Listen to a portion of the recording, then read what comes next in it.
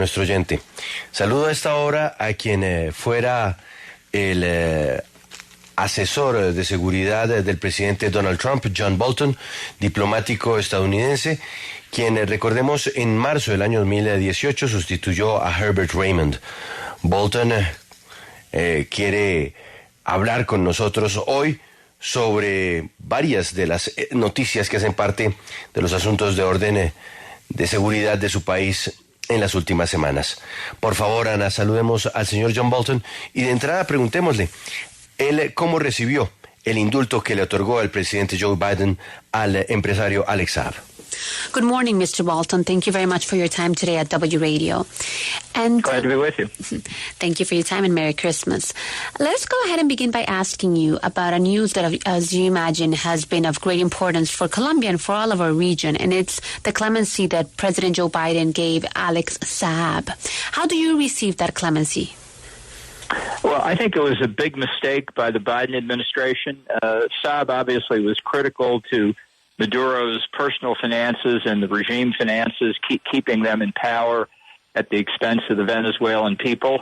And while certainly people in the U.S. would always welcome getting back the half dozen Americans who were unjustly held by Maduro and getting back a notorious fraudster, what we call Fat Leonard, I don't think the trade was worth it. I think this was entirely in Maduro's favor. I think it helps him avoid potential consequences if Saab had ever cooperated with federal government authorities in possible criminal proceedings against Maduro.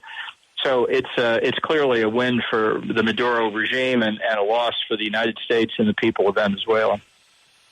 Pues nos dice que él cree que esto fue un gran error por parte de la administración del presidente Biden, que evidentemente Álex Saab era un personaje crítico para la administración de Maduro y que por supuesto que Estados Unidos siempre va a recibir bien poder recuperar a los estadounidenses que estaban en prisión, así como a Fat Leonard, que era un criminal que estaba también en Venezuela y fue parte del intercambio. Sin embargo, él asegura que no valió la pena, porque esto al final va a jugar a favor del presidente Maduro y que cualquier daño que podría haber ocasionado a Álex Saab con la información que pudo haber dado o que podía haber dado, pues ya todo eso se fue porque lo devolvieron.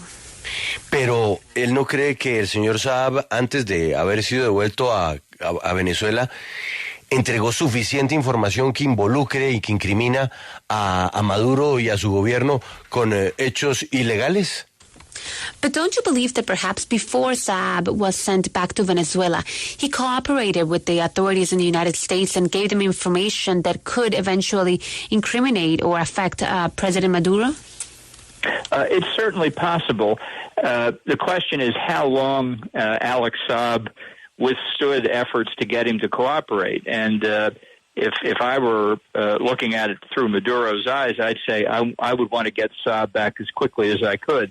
We can't exclude the possibility that Saab has flipped, as we say, and has cooperated. But I don't think if Maduro had any reason to believe that had actually happened, he would have gone through with the trade. So I think on balance, and it's admittedly based on imperfect information, I think the benefit of the deal clearly came to Maduro. Pues nos dice Juan Pablo que evidentemente esa es una posibilidad.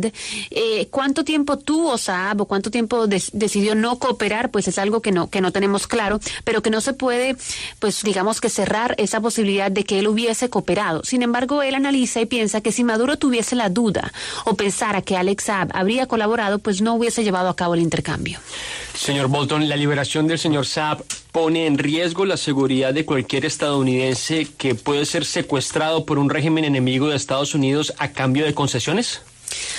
Does the freedom of Álex Saab put at risk any other, perhaps, U.S. citizens that could be apprehended to later on be part of a trade? Yes, I think this deal is part of a larger debate. It has traditionally been American policy not to negotiate for the release of hostages or people kidnapped or held without warrant, without justification, because when you trade in hostages, you're simply putting a price on the head of other Americans who may be captured in the future. For example, the Biden administration also just recently unfroze $6 billion for Iran in exchange for 5 American hostages, or a price per head of $1.2 billion. That's what an American passport now costs, in effect. And I just think everybody understands the humanitarian reason to get hostages back, and I think the government of the U.S. or any other country should always try and get its citizens justice. But there are right ways to do that and wrong ways to do it, and hostage swapping, I think, is a mistake. Pues nos dice que sí, que hay que poner en contexto esto y entender que este intercambio abre un debate mayor en Estados Unidos, y es que ha sido la política de este país no negociar con personas que están siendo detenidas de manera injustificada, porque cuando usted hace intercambios de este tipo, usted está poniendo un precio en la cabeza de personas que pudiesen ser detenidas en el futuro de otros estadounidenses. Nos da un ejemplo, y es que Estados Unidos recientemente descongeló $6,000 millones que tenía congelados de Irán por el regreso de 5 ciudadanos americanos. Eso es $1,200 millones por cada estadounidense. Y él dice que al hacer eso se le está poniendo básicamente un precio a la cabeza de cada estadounidense y a un pasaporte. Dice que todos entendemos las razones humanitarias y que todos los países tendrían que hacer lo posible por recuperar a las personas que están siendo detenidas injustamente, pero intercambio de rehenes no es la forma. Señor Bolton, yo quisiera saber por qué se habla de un posible carácter como doble agente por parte del empresario Álex Saab.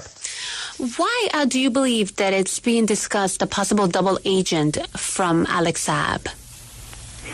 Well, it's a possibility Maduro may not have considered, that Saab would continue to cooperate with the United States as a kind of law enforcement agent in place in Venezuela. Where the repression of the Venezuelan people continues. It's a very sad state of affairs for them in particular, that Maduro remains in power, and he's a destabilizing force across South America. I mean, particularly with Colombia and Brazil very concerned now about Maduro's threats against the Essequibo region of Guyana. This regime is one that needs to be removed and control of the government of Venezuela given back to the people. And if Saab has agreed to cooperate in that, then I take back what I said about him. I hope he finds out a lot of information. Pues nos dice que existe esa posibilidad de que Maduro hubiese considerado que Álex Saab hubiese seguido, no sé, hasta cierto punto colaborando con Estados Unidos, pero que ya estando en Venezuela, pues eso sería más difícil. Ahí recalca lo que está pasando en Venezuela, digamos que lo negativo que es todo lo que está haciendo Nicolás Maduro en Venezuela, la situación de las personas allá, la situación del Essequibo, y que si hasta cierto punto pues Álex Saab hubiese seguido colaborando con Estados Unidos, pues sería positivo, pero que no cree. ¿Cómo quedan las relaciones entre el FBI y la administración de Joe Biden después de esta decisión, teniendo en cuenta pues el esfuerzo que costó capturar a Saab?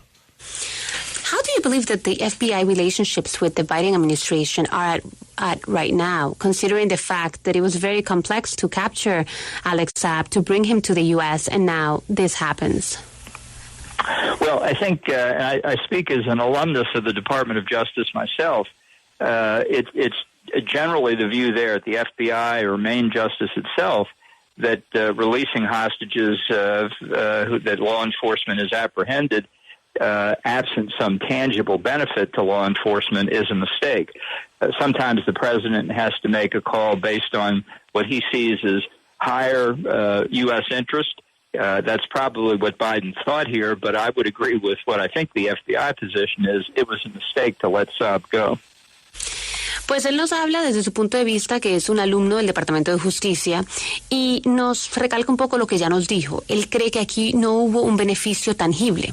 Entiende que el presidente a veces tiene que hacer cosas que tienen un interés mayor que lo que podría tener el Departamento de Justicia, pero que él cree que lo que el FBI está pensando en este momento es lo que él nos dijo al inicio, y es que esto fue un error.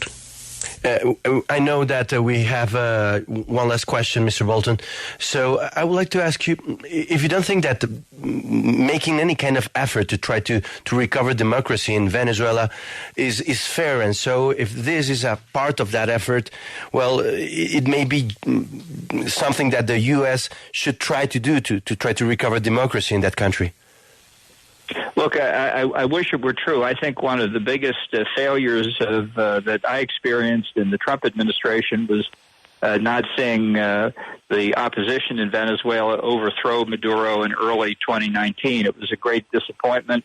It was bad for the people of Venezuela and others in the hemisphere. And I don't think we should lose sight of how corrupt and how evil that regime is. And I think we would all be better off with it gone. And I think that's not something that's a priority for the Biden administration, but I hope it is a priority for the next president.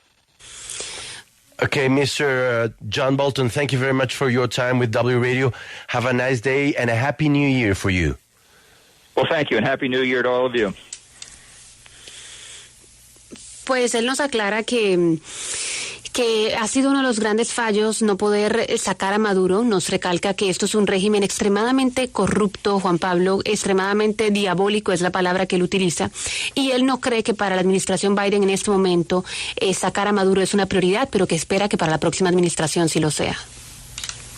Sí, porque ahí le estábamos preguntando al final si no creía él que si esto hacía parte de pronto de un esfuerzo grande de la administración Biden para tratar de conseguir restablecer la democracia en Venezuela, pero claramente él no lo ve como una posibilidad. John Bolton, ex asesor de seguridad del gobierno Trump, opinando sobre la libertad de Álex Saab, que sigue siendo uno de los hechos más importantes en el cierre de este año 2023 para este lado del planeta. Ya regresamos en la W.